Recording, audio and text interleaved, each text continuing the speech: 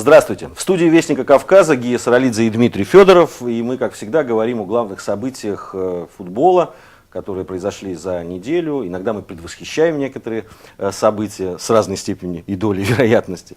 Но сегодня, конечно, хотелось бы начать разговор с очень интересного, на мой взгляд, матча.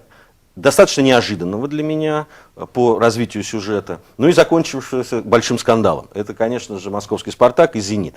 «Спартак» победил 1-0 благодаря пенальти, который был назначен уже на 87-й минуте к концу матча и ознаменовался еще и стычкой после уже окончания матча. Вообще, что ты, Дим, думаешь по поводу этого матча? Оправдал ли он твои ожидания?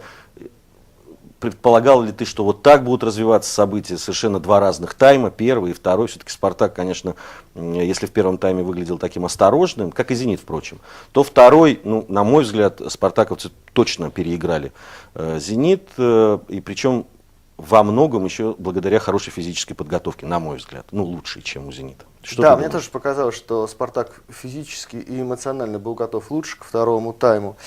Собственно, такая же история была и в матче с «Челси».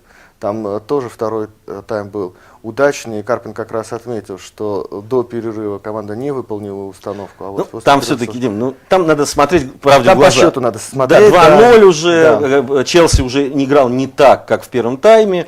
Здесь все-таки ситуация была другая. Здесь ситуация была другая. Вот. Мне показалось, что очень ярко сыграло несколько футболистов «Спартака» именно после перерыва. Меня, например, потряс Магиди, то, как он брал инициативу на себя.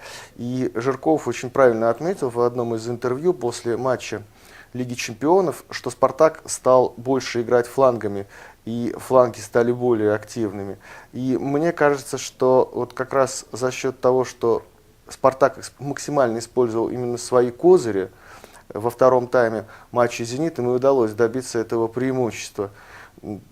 Мне кажется, что и в первом случае пенальти должен был быть назначен, но в конце концов справедливость, можно сказать, восторжествовала. А конфликт после игры, мне кажется, что он достаточно естественный для матча таких команд.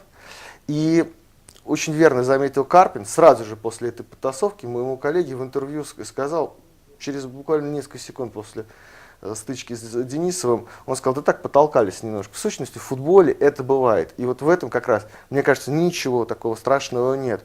А вот то, что физиотерапевт «Спартака» ударил Симутенкова по лицу, Симутенков сам по себе еще очень добродушный, миролюбивый человек, и вот так вот на ровном месте ударить человека без какого-то серьезного конфликта, мне кажется, это глупость. Вот это как раз не украсило матч. А то, что чуть-чуть потолкались, покричали друг на друга матом, молодой тренер и задиристый игрок, ну, я честно говоря, тоже не видел вот той катастрофы, которая вот в СМИ была, что это безобразие, но это футбол, это эмоции. Действительно, вот этот удар по лицу, конечно, очень неприятно, причем из-под тишка, сбоку, какое-то подло, очень все это выглядело. И мне не понравилось, что на его защиту так все встали. Спартаковцы говорили, что мы вообще не знаем, кто это ударил и так далее. Ну, есть повторы, есть там, все снимают. Было понятно, что все равно рано или поздно узнают, кто этот человек. Вот как раз этот человек должен быть примерно наказан, на мой взгляд, просто за свое поведение. И не надо его здесь выгораживать. А «Зенит», конечно, нужно задуматься о поведении Дениса. В «Проспорте» была подборка 10 фактов хулиганского, брутального поведения Денисова. Я поймал себя на том, что не люблю сплетни, не люблю всякие слухи, но я знаю как минимум еще два события, которые вот могли бы быть вписаны в этот топ с участием Денисова, где он тоже проявил себя ого-го как. То есть он ведет себя недисциплинированно, вне поля, он часто подводит команду, и руководство сейчас, конечно, на его стороне, защищает для того, чтобы не было дисквалификации. Но впоследствии, если не будут... Да, это может обернуться меры, еще... Он их подведет в еще более сложной ситуации. Поэтому они сами должны быть заинтересованы в том, чтобы Денисов одумался. Сейчас они его защищают. Ну, сейчас вот ситуация, в которой каждый клуб защищает свою позицию, и не пяди врагу, что называется. С другой стороны, очень накаленная ситуация была перед этим матчем, и она сама по себе, отношения между спартаковцами и зенитовцами еще с знаменитого щелчка, она, прямо скажем, очень накаленная. Но тут еще вот эта вот история в интернете, которая появилась с письмом зенитовских болельщиков с призывом покаяться, к спартаковцам покаяться. И я потом походил по форумам спартаковских болельщиков. Конечно, это миролюбие не добавило, вот это вот выступление. Тут еще была одна история прямо из аэропорта. «Зенит» повезли в офис «Газпрома» к Алексею Миллеру. Была продолжительная беседа, он показывал красивую инфокарту Европы и России, рассказывал о том, как работает структура «Газпрома». Это, в общем, достаточно важная акция для того, чтобы показать футболистам, за ними стоит огромная корпорация, огромная империя, чтобы они чувствовали, к какой огромной структуре они относятся, какой структуры они являются частью. И я бы не сказал, что это была накачка, но, безусловно, игроки, в том числе и легионеры, осознали важность этого матча, вот в свете того, что их пригласили в офис «Газпрома».